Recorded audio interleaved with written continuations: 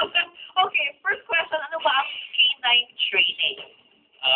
Canine training kasi has, two objectives.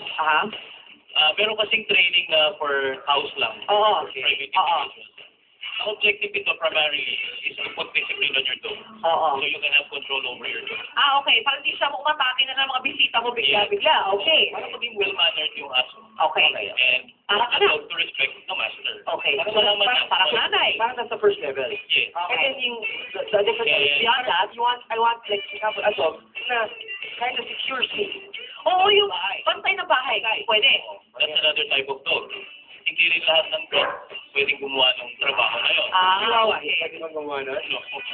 Pero yung K9 training, like you said, that's the first level, di ba? Another level is yung parang sa mga bomb sniffing, gano'n. For working Okay. purposes. Now, you need specific kind of dog breeds, Yes, there are specific kind of dog breeds for that kind of work. which are, We have the Malinois, as you can see. the The Belgian Malinois. Yan yung parang mapayat na version ng German Shepherd. Yes, may resemblance. Alam mo, sabi sa akin na ang Belgian Malinois, yung pinakamalinong aso, ano ba yun?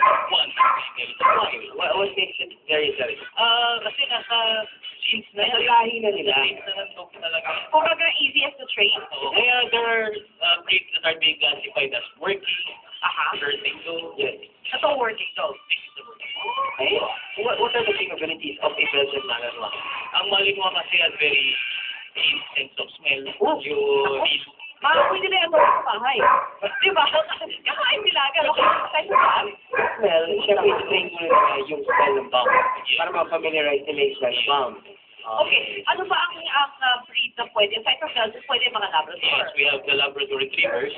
We also have the Golden Retrievers. Pero sabi naman sa akin, yung Labrador daw masyadong friendly to the point na baka yung magkana ako, halikan pa niya. So, ba yan? It is. Talagang sila, kumbaga, very much attached sila sa human. Okay. How about the dogs na hindi pwede? Certain types, tulad ng mga small dogs, like the one you mentioned, Chihuahua. Question. Sabihin na natin, yung mga kapuso natin, na ang aso nila or ang bantay nila ay halo. Yung mga askal. Ay, pwede. Askal. Ang aso kasi may protective instinct. So, still they're animals. Yeah. So, they have this tendency to protect their masters, protect their Okay. environment, yung kanilang teritoryo kung tawag. Pero pwede pa rin silang patrain. Parang katulad ng mga... They can still be trained. How old? Yun lang. How young? Kasi for this kind of dogs, yung mga pure breeds like this, we can start training them by 5 months old. Like these two Labradors, 5 months lang sila. And the Malinois is 7 months. So you can also train them to sniff bombs. Sabihin na natin yung mga askal na yan.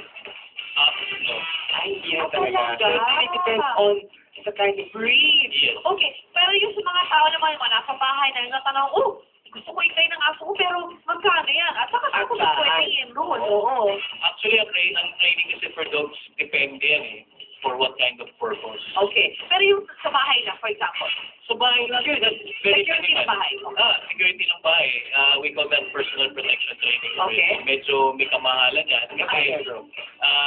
around 2 to 3 persons ang gumagawa ng training. Okay, so how much will that be?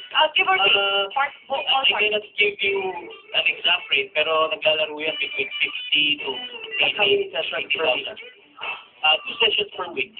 Very stressful yung training na yan. Stress mo sa mga masters and trainers. Both to the trainers and the Yes, dogs. the dog. Okay, maraming salamat. This is Jay Hito, K9 Exponent. Thank you very much. Thank you very much. Okay, unang balita na ulit. Tayo mga kapuso.